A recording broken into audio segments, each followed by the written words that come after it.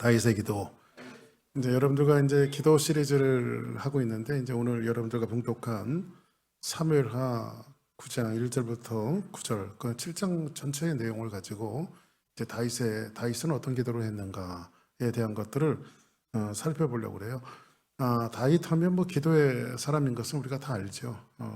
다윗은 늘 하나님 앞에 그 사도 바울이 이야기한 것처럼 쉬지 말고 기도하라. 아마 다윗을 두고 한 얘기가 아닌가 생각합니다. 그래서 다윗은 평생에 하나님 앞에 기도했고 시편에 나오는 수많은 그 다윗의 시들이 전부 다 사실은 거의 다 기도잖아요. 기도. 그러니까 다윗이 얼마나 기도를 많이 한 사람인가에 대한 것들을 보는데 이제 오늘 9장을 가지고 이제 어떤 면에서 보면 이제 이게 기도에 대한 것인가 여러분들의 생각과 의문을 좀 가질 수가 있겠지만 여기서 기도뿐만이 아니라 성경 전체에서 우리의 기도의 영역을 오늘 이제 사무엘하 9장에서 우리에게 말씀해주고 있는 것이 아닌가 하는 그런 생각을 가져옵니다.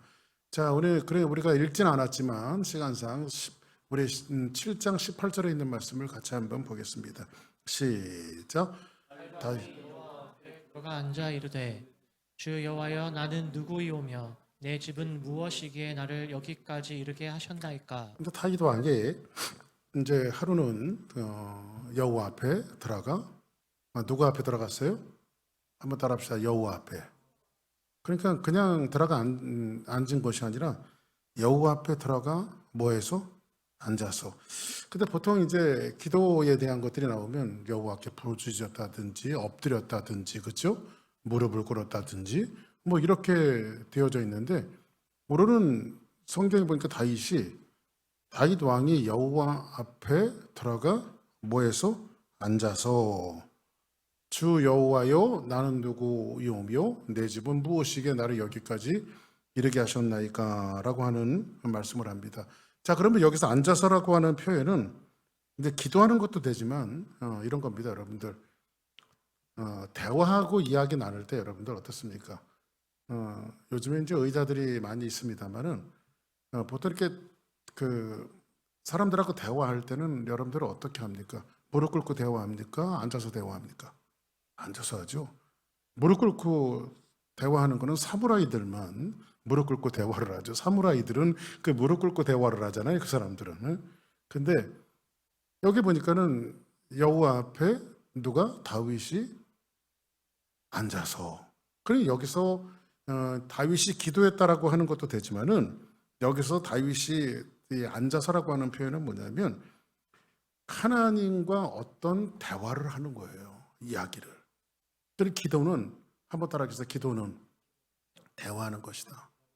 그래서 우리가 늘 기도를 하나님과 대화한다고 말하잖아요. 그러니까 우리가 엎드려서 기도하는 것도 필요하고 무릎 꿇고 기도하는 것도 필요하고 어떨 때는 그냥 앉는 거예요. 그래서 제가 한국에서 목회할 때 이제 한국에서도 이렇게 그 한밤의 기도회 그때는 이제 철야 예배가 아니고 금요일 한밤의 기도회라고 해갖고 이제 9시부터 했어요. 그러면 보통 한 11시 반 정도 이렇게 기도회가 끝나거든요. 그러면 저는 이제 어김없이 저는 이제 그 기도회가 끝나면 차를 몰고 제가 이제 그 청계산이 가까우니까 청계산 기도원에 이제 올라가서 늘 그 산기도를 제가 거의 무슨 일이 없으면 늘 제가 그 산기도 청계산에 올라가고 그 제가 목회하던 그 교회에서 그저 한 30분만 가면 그 당시에는 요즘에는 지난번 이제 한국 나가갖고 거기 기도하던 자리가 좀 궁금해갖고 갔더니 기도원 자체가 다 없어졌고 거기 청계산 기도원은 이렇게 집회하는 기도원이 아니라 예배당은 쬐끔해요. 그 기도원 예배당은 쬐끔한데 전부 다 산 비탈 속에서 이렇게 산 잡아놓고 이렇게 산에서 기도하는. 그래서 거기 이렇게 청계산 이렇게 올라가면 막 주랴 개골 하는 소리가 많이 그 당시에는 이렇게 들렸는데 제가 이제 그 산 기도를 별 일이 없으면 금요일 날 이렇게 마치고 산에 올라가서 기도를 했어요.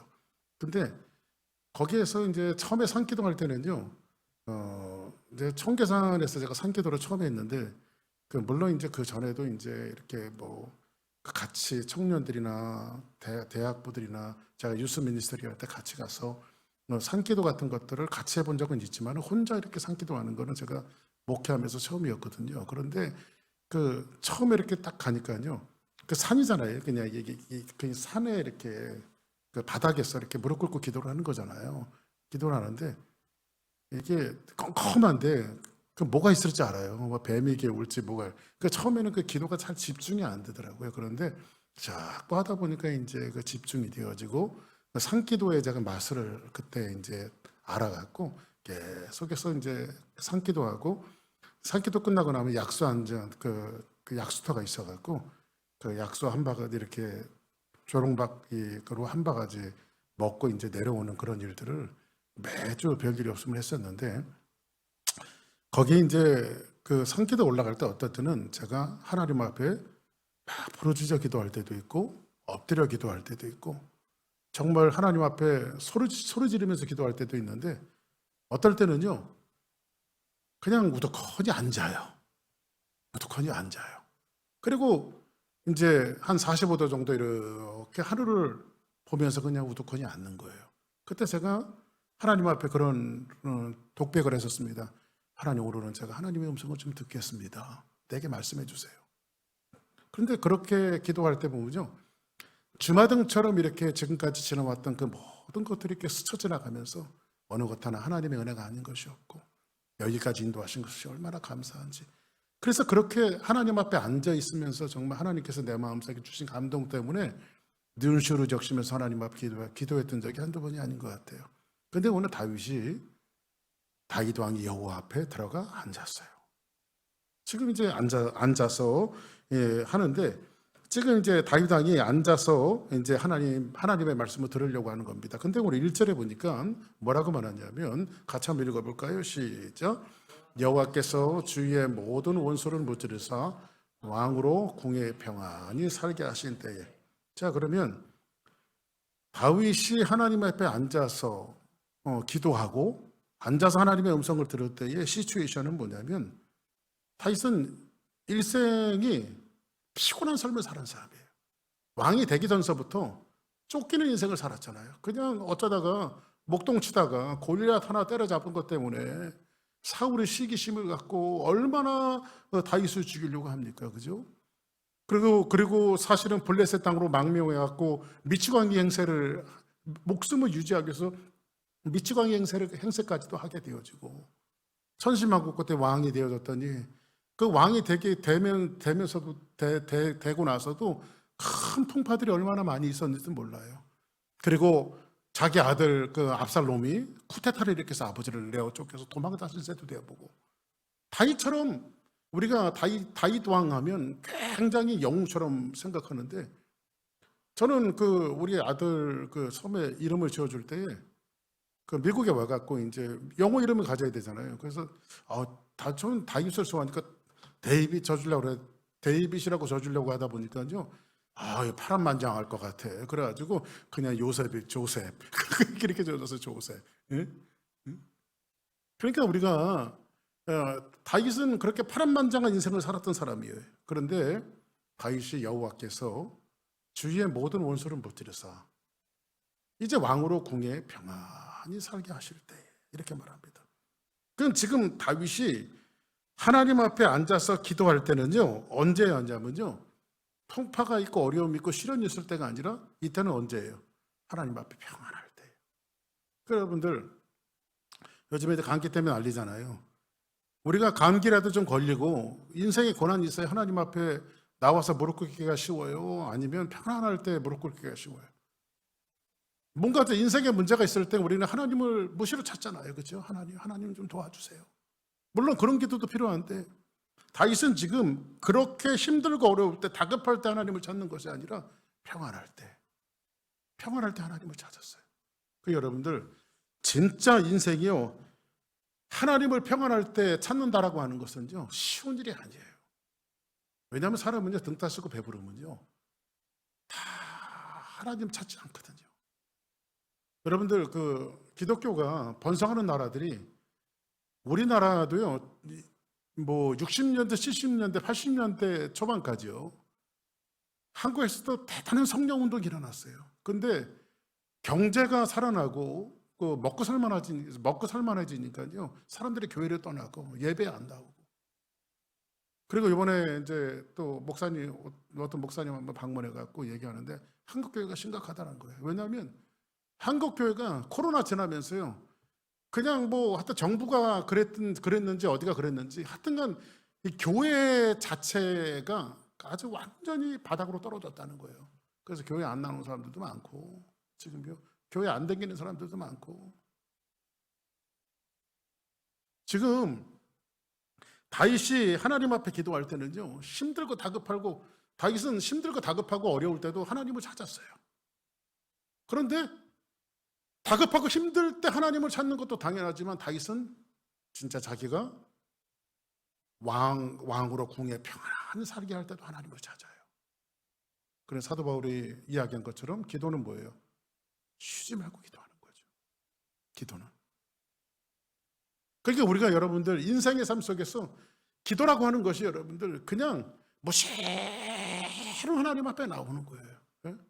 저는 진짜 이렇게 연세 드신 권사님도 제가 참 좋아하는 게 뭐냐면 오랫동안 신앙생활을 하셔서 그게 습관화돼 있어요. 저희 어머니도 그렇거든요. 저희 어머니도 그냥 뭐 이렇게 새벽에 되면 가야 되는 거고 그냥 그분들은 이렇게 그냥 성경 가방 갖고 시간 되면 가는 거예요. 그냥 이게 누가 뭐 오라고 해서 가는 게 아니라 평생 그렇게 단련이 되어져 갖고요. 그냥 성경 가방 갖고 그 자리에 가서 앉아서 기도하는 거예요. 진짜 그런 분들 귀한 거예요. 네? 헌금 몇천 불 몇만 불 내는 사람보다 훨씬 더 귀한 거예요. 하나님 앞에 기도한다라고 하는 게. 왜냐하면 평안할 때든 힘들 때든 항상 그 자리에서 기도하는 소리가 있기 때문에 그 교회의 비전이 있고 은혜가 있는 거예요. 할렐루야. 저는 그렇게 생각을 합니다. 다윗의 원동력은 어디서 나오냐면요. 다급할 때는 당연히 기도하지만요. 평안할 때도 기도했어요. 평안할 때도. 우리 기도 시리즈 하면서 여러분들이 무시로 하나님 앞에 여러분들이 서 있는 그 자리가 기도하는 자리가 되어지기를 주의 이름으로 축복합니다. 할렐루야. 근데 하나님 앞에 앉아 있는 그런 자리가 되었으면 좋겠어요. 그때에 다윗이 아주 굉장히 기특한, 이 평안할 때 기특한 생각을 해요. 얼마나 기특한 생각을 하냐면 2절 같이 한번 볼까요? 시작.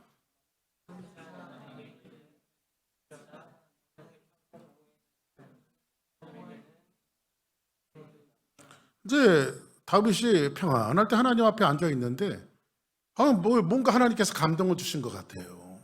그리고 가슴이 뜨거워지고 막 또 흥분이 일어나면서 내한테 이런 날이 오나? 어떻게 나한테 이런 날이 왔을까? 그런 생각 안 갖겠어요, 여러분들? 다윗은 처음서부터 힘들었던 사람이에요. 여러분들 힘들고 어려우면요 그런 생각 가져야 안 가져요? 내 고생은 이거 언제야 끝나나? 그렇죠? 언제나 이 고생이 끝나나? 그런 사람들 많이 있거든요. 근데 다윗도 아마 평생 그러면서 하나님 앞에 몸부림치면서 기도했을 거예요. 몸부림치면서 내가 이제는 끝이구나라고 생각했을 때 하나님은 다윗으로 하여금 항상 기도하게 하시고 기도의 응답을 주시고 위기와 시련 속에서 모면하게 만드시고 보호하시고 벼랑 끝에 갔다도 하나님이 들어주시는 그러한 이 체험들이 다윗의 인생에는 얼마나 많았는지 몰라요. 그런데 궁에 편히 살면서 아마 하나님 앞에 앉아있는데 주마등처럼 지나온 과거들이 스쳐가면서 나 진짜 나한테도 이런 날이 오는구나. 정말 너무 편안하다. 그때의 마음속에 어떤 감동을 가졌냐면 선지자 나단이 아마 다윗에게 온 것 같아요. 근데 나단 선지자에게 뭐라고 말하냐면 선지자님, 나는 백향목궁에 살거늘 하나님의 교회는 뭐예요? 법궤를 말하죠. 하나님의 교회는 휘장, 이게 성막을 얘기하는 거예요. 아직 성전이 지어지지 않을 때니까, 그죠? 휘장 가운데 있도다 이렇게 말해요. 그러니까는 나는 이렇게 좋은 집에 사는데 이 하나님의 교회가 그 당시에 법궤의 위치는 뭐예요? 이스라엘에게 법궤는 하나님이었어요. 그렇죠? 항상 전쟁할 때도 법궤를 앞세워서 전쟁을 했고 이스라엘 민족은요. 그렇죠? 거기에서 속죄가 이루어지고요. 승리가 이루어지고요. 은혜가 이루어지고 은총이 이루어지는 자리가 뭐예요? 바로 법궤가 있는 자리 아닙니까? 그렇죠?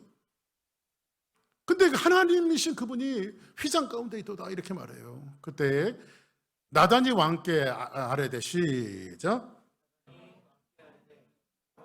왕과 함께 계시니 마음에 있는 모든 것을 행하소서 하니라. 자, 이제 나는 좋은 집에 사는데 하나님은 저렇게 초라한 천막 속에 있는 것이 다윗은 아마 이렇게 마음이 아팠던 것 같아요. 다윗 참 기특해요, 안 기특해요? 기특하죠. 우리 마음속에 그런 마음이 들 때가 있어요, 없어요? 있지요. 저희 어머니가 항상 신앙생활 할 때 보면요, 항상 보면 저희 어머니는요, 언젠가도 한번 제가 말씀드린 적이 있는데, 이렇게 이제 옛날에는 저희 아버지가 딸기 농사를 졌어요, 딸기 농사. 근데 옛날에는 우리 어릴 때는 딸기가 참 귀했습니다. 딸기 하나 먹으면요, 진짜 막 세상을 다 얻은 것 같이. 그래 딸기 농사를 지면요, 무슨 뭐 엄마가 그런 엄마가 다 있는지 몰라요. 그 딸기를 따갖고 천열매라고. 그 목사님 갖다 드리는 거예요, 목사님. 그렇다고 저한테 가져오라는 소리는 아니고 목사님 갖다 드리는 거예요. 그 얼마나 그 어머니가 섭섭한지요. 그러다가 저희 어머니가요, 한 번은 딸기를 이제 천열매라고 아주 새빨간 딸기, 이 뿌리 잘 떨어지는 딸기를 싹 씻어갖고요, 어디를 가는 거예요. 그런데 저희 형님하고 저한테 딱 들켰죠. 어머니가 가다가 분명히 저것도 교회로 가지고 가는 거야. 그래서 우리도 달라고 막 쫓아가는데 어머니가 도망가는 거예요. 이건 안 된다고. 그러다가 딸기 하나를 떨어뜨렸어요. 저희 어머니가 도망가다가 딸기 하나를 떨어뜨렸어요. 그 떨어진 딸기라도 막 너무 먹고 싶으니까 주스려고 그러니까 저희 어머니가 발로 밟아갖고, 왜냐 그거 주워 먹을까봐 발로 그냥 밟아서 이기는데 엄마 안 갔더라고. 아마 이제 다윗이 그런 기특한 생각을 했던 건, 나는 이렇게 좋은 집에 이렇게 사는데, 내 궁궐은 이렇게 좋은데 하나님의 집은, 하나님은 저런 천막이 있으면 안 되겠다. 나단 손자에게, 나단 목사님 그렇죠. 그랬더니 나단이 다윗에게 뭐라고, 왕과 함께 여호와께서 왕과 함께 계시니 마음에 있는 모든 것을 행하소서, 이렇게 말합니다. 자, 그러면 우리는 다윗은 굉장히 기특한 생각을 하는데, 한번 따라하겠습니다. 기특한 생각이 들 때 조심해야 된다. 그러니까 여러분들, 교회 생활이라고 하는 게요, 이제 저는 목회를 하다 보니까는 기특한 사람들이 참 좋아요. 알아서 해주는 사람들. 그러니까 알아서 이 모든 일들을 잘 감당해주는 분들이 그렇게 좋아요. 그런데 교회는요, 또 이렇게 문제가 일어나는 그 원산지를 보면요, 기특한 사람들이 또 문제의 원산지가 또 일어나요, 거기에 보면. 근데 여기 다윗은 굉장히 기특하거든요. 그래, 기특하지 말라는 건 아닌데, 오늘 성경에 보니까 한번 우리 같이 한번 1번입니다. 같이 한번 있습니다. 시작. 기도는 우리의 의욕과 헌신을 드리는 자리가 아니다. 기도는요, 내가 무슨 감동을 받았다고, 우리의 기도라고 하는 것은 우리의 의욕과 헌신을 드리는 자리가 아니라는 거예요. 물론 여러분들, 우리가 마음으로 기도하다 보면 이렇게 감동이 되고 이렇게 하고 싶고, 그러니까 여러분들, 사실은 신앙은 여러분들이 감동을 받는 것도 좋지만은요, 고급한 신앙에 정착되어서 내 길로로 여러분들의 삶에 이루어지는 신앙이 굉장히 좋은 신앙이에요, 제가 볼 때는. 그러니까는 감동받을 때는 열심히 하다가 감동받지 않을 때는 막 이렇게 떨어지고, 실제로 저쪽에 우리가 처음에 미국 교회 있을 때 뭐 누구라 뭐 여기 아직도 사세요. 저희 그 교회 두 분이 두 내외가 나오셨었는데, 목사님이 이렇게, 근데 그 집사님 네 분들이 신실하긴 해요. 신실하긴 하는데 그렇게 대범한 분들은 아니에요.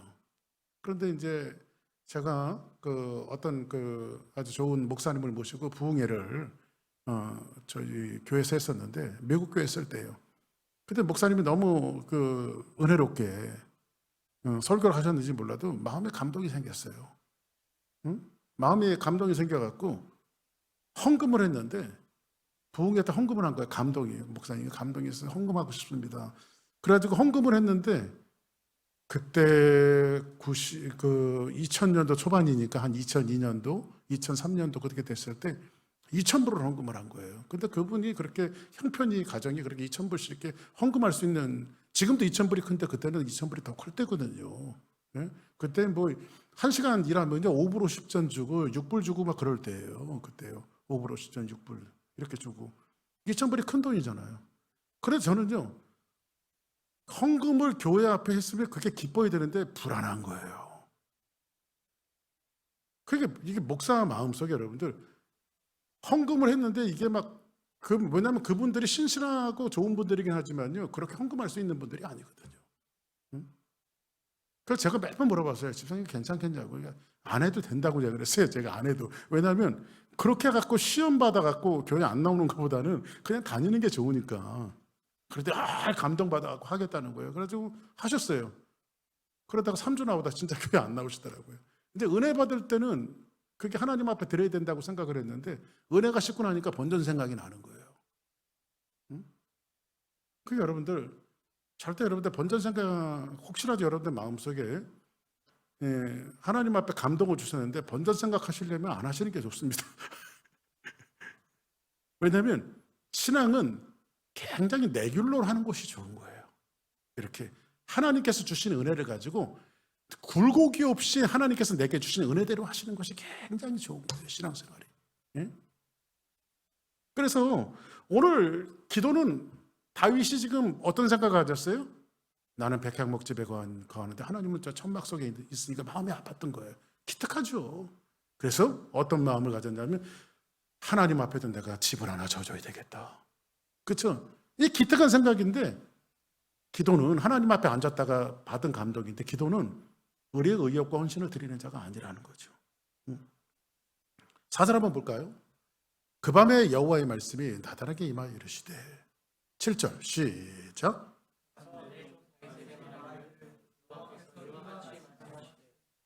나를 위하여 내가 살 집을 건축하겠느냐. 자, 지금 보니까 내 종 다윗에게 나단에게 이제 말하는 내 종 다윗에게 가서 너 말해라.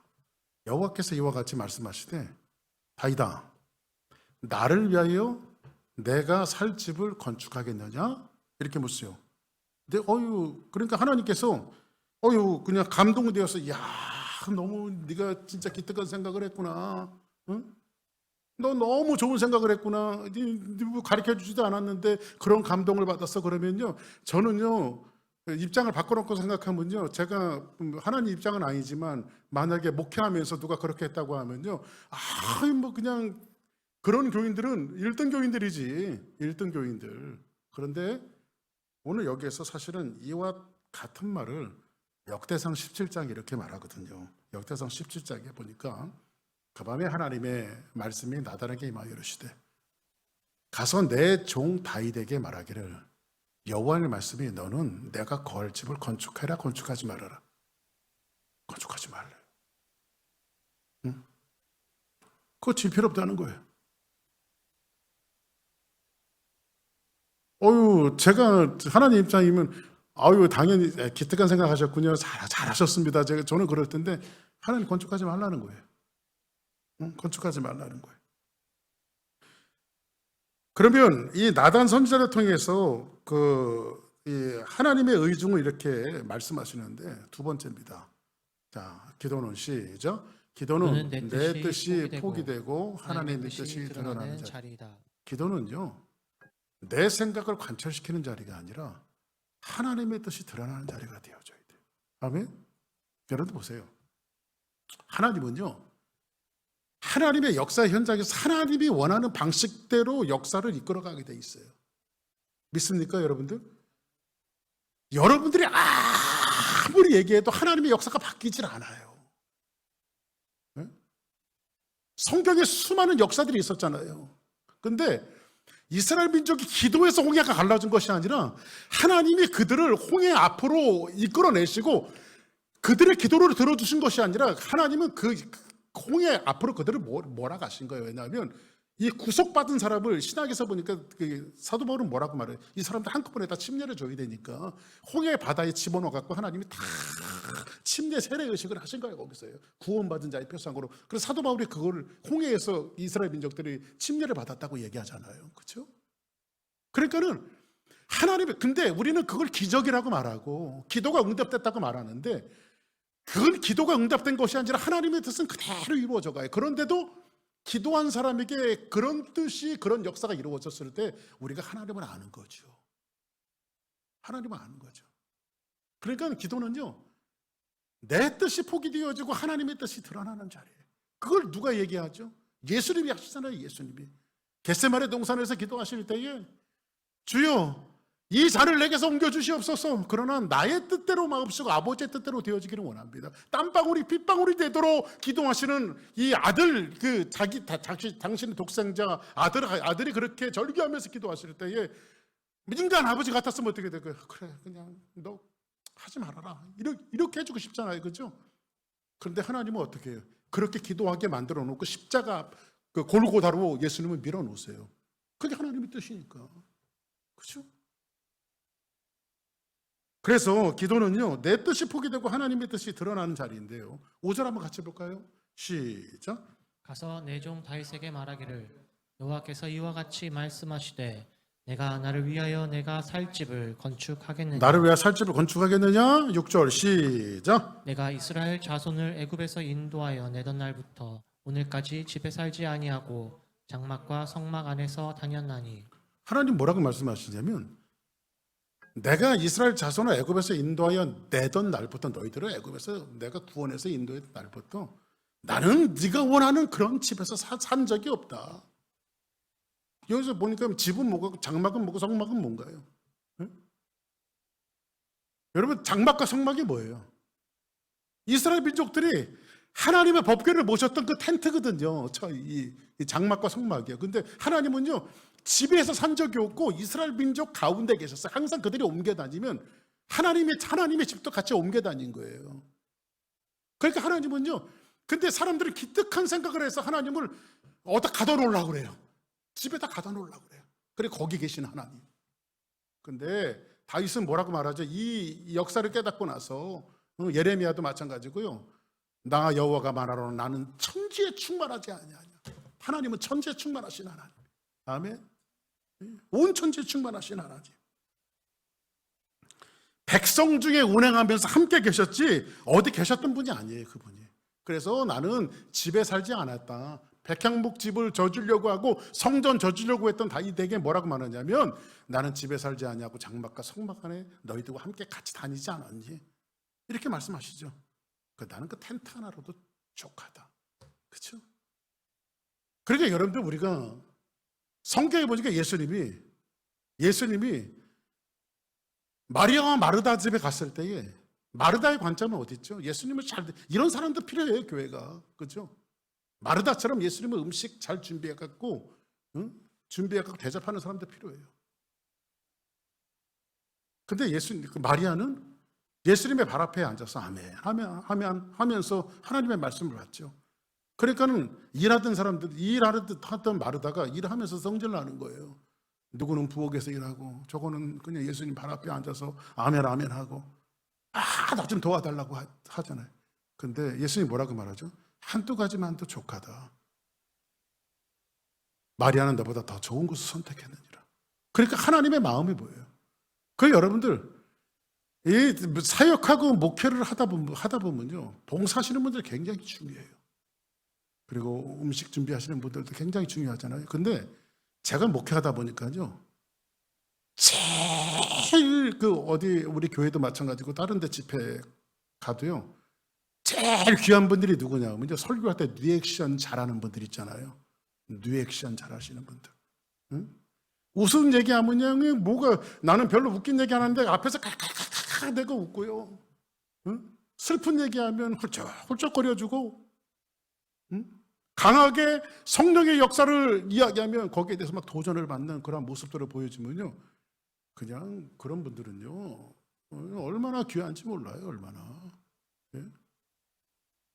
음식 준비한다고 왔다 갔다 하는 사람들보다, 산의 진미를 대접하는 사람들보다 훨씬 더 하나님의 말씀을 사모하고, 사실은 여러분들 이렇게 주일이건 금요일이건 제가 이렇게 페이퍼 만들어 갖고 그냥 설교가 그냥 나오는 게 아니잖아요, 그렇죠? 제가 볼 때는 이게 사실은 영적인 양식이잖아요, 그렇죠? 이 한 페이퍼 만들기 위해서 진짜 며칠 동안 또 페이퍼 만들고 또 수정하고, 그리고 제가 주일날 설교도 이제 트랜스레이션 해야 되기 때문에 또 주일날 설교 토요일날 또 아침에 와서 또 한 번 수정을 하고, 그리고 나서 제가 그 설교 트랜스레이션 하는 걸 보내주는 거예요. 그러니까는 이렇게 만들었을 때에 공들여서 만들면 그 설교를 잘 들어주는 분들이 귀하죠. 그죠? 그게 오늘 여기 보니까 하나님이 뭐냐면 네가 기특한 생각을 한 거는 맞는데, 우리가 볼 때는 다윗이 기특한 생각을 한 것은 맞는데, 야, 나는 그런 집에서 살지 않았고 이스라엘 너희들이 애굽에서 나올 때부터 나는 너희들과 같이 운행하면서 같이 다니면서 너희들 이동하면서 너희들과 같이 있었지 않았느냐. 지금 하나님께서 지금 그 말씀을 하시는 거예요. 그죠? 이걸 정리하자면요, 다윗이 하나님 앞에 기도하다가 하나님이 주신 은혜와 감격과 막 감격해서 주체하지 못해서 그 감사를 표현하는 방법이 의욕이었단 말이에요. 의욕. 어떤 의욕이었죠? 하나님의 집을 짓겠다. 백향목집을 짓겠다. 근데 그 기도가 어떻게 됐죠? 오케이 했어요? 노 했어요? 하나님이 노 하셨죠. 그러니까 어떨 때는 기도가 노 한 것도 왜 노 했는지 하나님 가르쳐줘요. 근데 노가 그렇게 은혜로울 때가 있어요. 노가 그렇게 은혜로울 때가. 그런데 하나님이 이 거절로 끝나는 것이 아니라 정말 이 어린아이 같이 순진한 마음을 갖고 있는 다윗에게 기절초풍할 수 있는 커다란 하나님의 계획에 대해서 앉아있는 다윗에게 열어주세요. 하나님의 계획을. 그러니까 여러분들, 하나님의 계획은 아무나 보여주는 게 아니에요. 앉아있고 기도하는 사람에게 보여주는 거예요.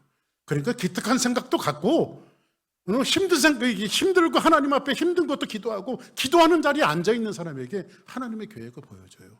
이런 과정 속에서 하나님께서 뭔가 다윗에게 하나님의 계획을 보여주는데, 그래서 기도 자체가 굉장히 복된 거예요. 한번 따라하십시다. 기도가 복된 것이다. 언제? 늘 하나님 앞에 앉아있는 자리에. 할렐루야. 365일 기도했는데 하루 하나님께서 하나님의 비전을 보여주시면 그걸 전문용어로 뭐라고 말하는지 아십니까? 대박. 이렇게 말하는 거예요. 대박. 그죠? 인생의 365일 중에 하루 하나님께서 하나님의 비전을 나에게 보여주신다면 그 인생은 무엇과도 바꿀 수가 없는 거예요. 사도 바울이 담에서 그 딱 한 번에 하나님과 예수님과의 만남을 통해서 인생이 뒤집어졌잖아요. 왜 그렇게 사는지 사람들은 이해 못해. 근데 자기 안에 있는 흥분된 가슴을 주체하지 못하잖아요. 사도 바울의 평생은. 왜? 남이 보지 못한 것을 보았기 때문에. 남이 보지 못한 것을 봤기 때문에. 그래서 8절에 보니까 뭐라고 말하냐면, 이제 8절 한번 봅시다. 7절 먼저 볼까요? 시작. 이스라엘 자손과 더불어 다니는 모든 곳에서 내가 내 백성 이스라엘을 먹이라고 명령한 이스라엘 어느 지파들 가운데 하나에게 내가 말하기를 너희가 어찌하여 나를 위하여 백향목 집을 건축하지 아니하였느냐고 말하였느냐. 자, 그러면 여기 보니까 내가 언제 너희들 12지파 중 어느 지파에게도 내가 찾아가갖고 내 집을 져라 이렇게 얘기한 적이 있느냐. 그 말씀하시는 거죠. 8절을 볼까요? 시작. 종 다윗에게 이와 같이 말하라. 만군의 여호와께서 이와 같이 말씀하시기를 내가 너는 목장 곧 양을 따르는 데에서 데려다가 내 백성 이스라엘의 주권자로 삼고 너 양치는 자리에서 내가 내 백성 이스라엘 백성을 다스리는 자리에 너를 세웠고, 누가 세운 거야? 다윗을. 하나님이 세운 거잖아요. 양치는 목동에서. 그죠? 9절 시작. 내가 가는 모든 곳에서 내가 너와 함께 있어 내 모든 원수를 내 앞에서 멸하였은즉 땅에서 위대한 자들의 이름같이 내 이름을 위대하게 만들어 너의 이름을 내가 위대하게 만들어 주겠다. 그 다음에 10절 시작. 내가 또 내 백성 이스라엘을 위하여 한 곳을 정하여 그를 심고 그를 거주하게 하고 다시 옮기지 못하게 하며 악한 종류로 전과 같이 그들을 해하지 못하게 하여. 자, 보세요. 굉장히 중요한 얘기를 하고 있는데, 내가 또 내 백성 이스라엘을 위하여 한 곳을 뭐예요? 정하여 그를 심고 그를 거주하게 하고 다시 옮기지 못하게 하며 악한 종류로 전과 같이 그들을 못하게 해요? 해하지 못하게 해요. 그리고 나서 11절에 하나님이 이런 말씀을 하세요. 다윗에게. 자, 시작. 전에 내가 사사에게 명령하여 내 백성 이스라엘을 다스리던 때와 같이 아니하게 하고 너를 모든 원수에게서 벗어나 편히 쉬게 하리라. 여호와가 또 내게 이르노니 여호와가 너를 위하여 집을 짓고. 전에 내가 사사에게 명령하여 내 백성 이스라엘을 다스리던 때와 같이 아니하게 하고 그 사람들이 자기 소행대로 했던 그 시대와 같지 않게 하고 너를 모든 원수에서 뭐해서 벗어나 편히 쉬게 하리라. 여호와가 또 내게 이르노니. 지금 다윗이 무슨 기특한 생각을 했죠? 하나님의 집을 짓겠다. 라고 하는 깊은 생각을 했는데 하나님이 도리어 뭐라고 말하죠? 여호와가 너를 위하여 집을 져주겠다. 그죠? 자기가 집 짓겠다고 기특한 생각을 했는데 여호와께서 너를 위해서 집을 짓겠다 이렇게 말합니다. 그러니까 여러분들 우리가 다윗이 이런 계획을 열어주리라고 다윗이 생각을 했겠습니까? 그러니까 여러분들 이런 계획이 언제 열렸어요? 여호와 앞에 앉았을 때. 할렐루야.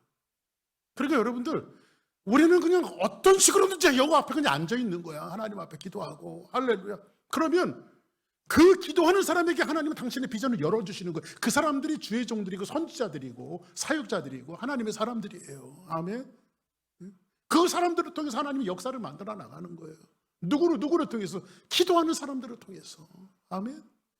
그러니까 여러분들 기도하는 자리가 여러분들이 여러분 자녀들을 위해서 기도하러 나왔다가 그 기도하는 자리에 앉아 있는데 하나님이 다른 비전을 보여줄 수도 있고 어떤 식으로든지 하나님 앞에 나오면 그래서 여러분들 주께 무릎을 꿇고 하나님 앞에 앉아 있는 그 시간이 얼마나 소중한 건지 몰라요.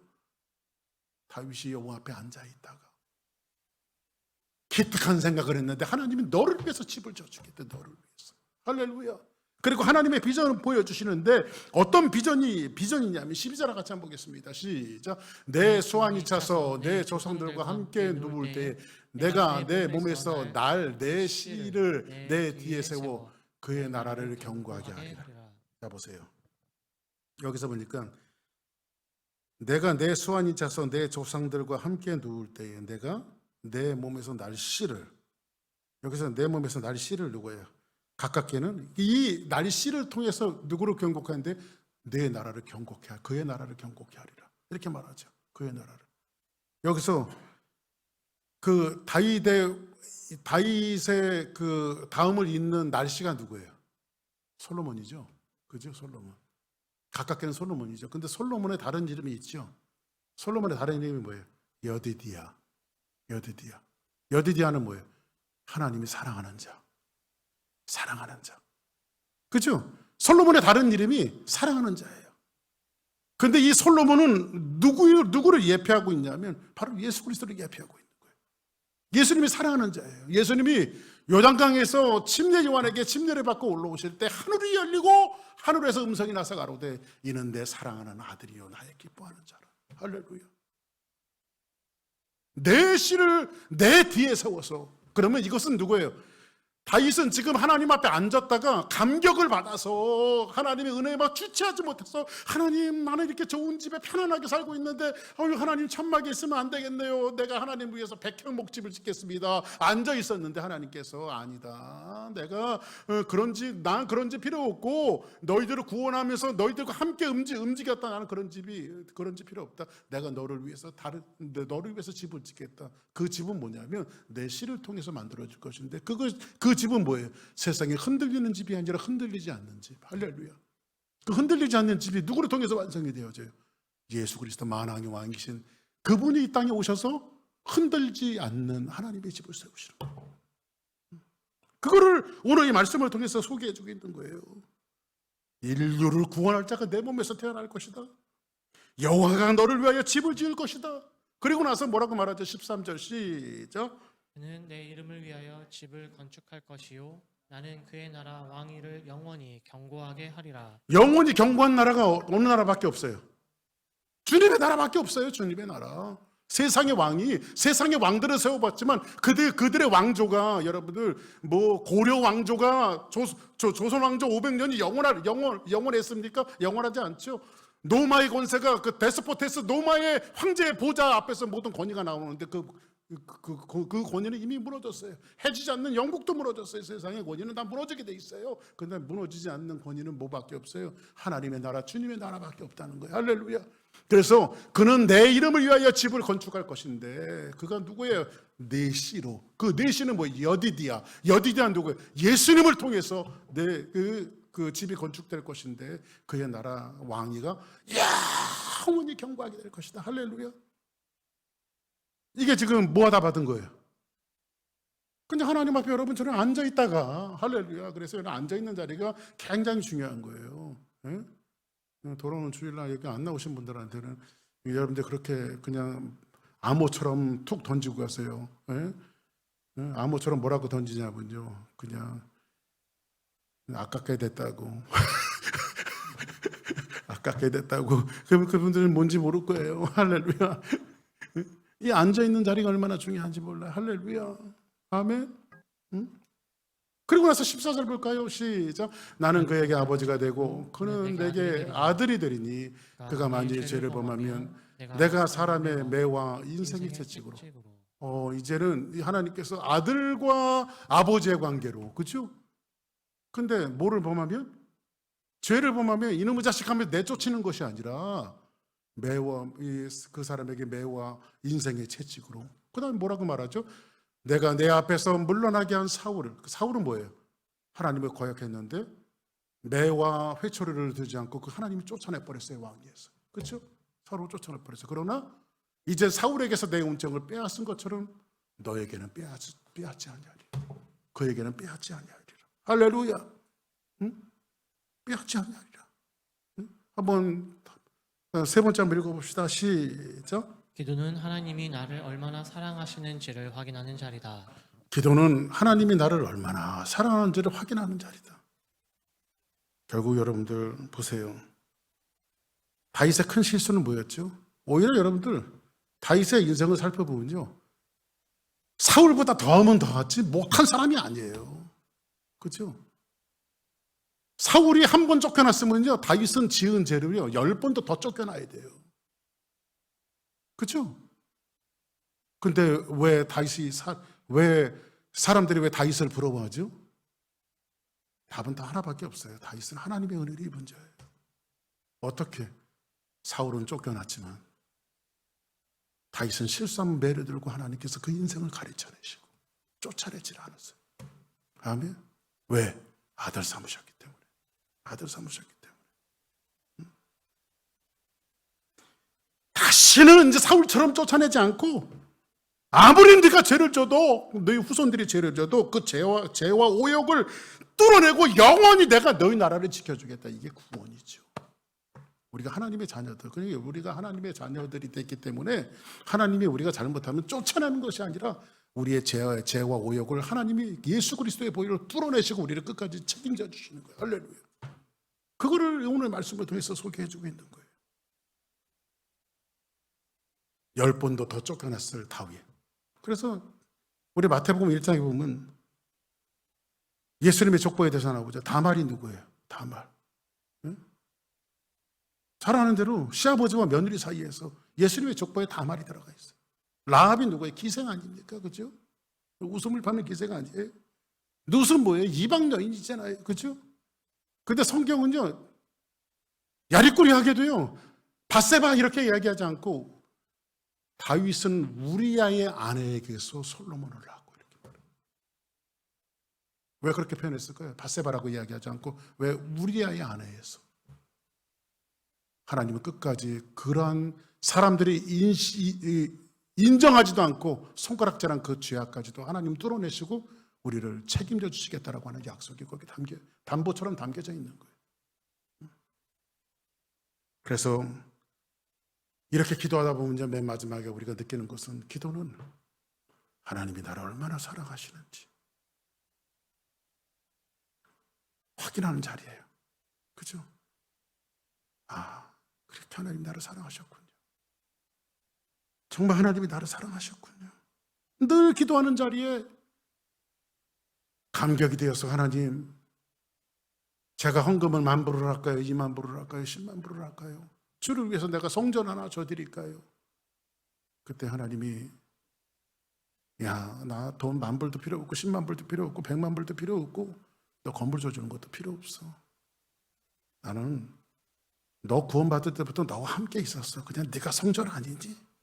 이렇게 말씀하시면서,